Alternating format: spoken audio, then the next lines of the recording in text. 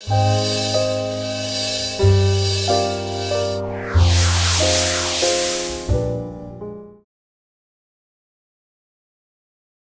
To stop for movies. Guntur Seshendra Sharma రచించిన మహాగ్రంథం ఆధునిక మహాభారతం. ఈ గొప్ప పుస్తకం పవన్ కి తెగ నచ్చేసింది.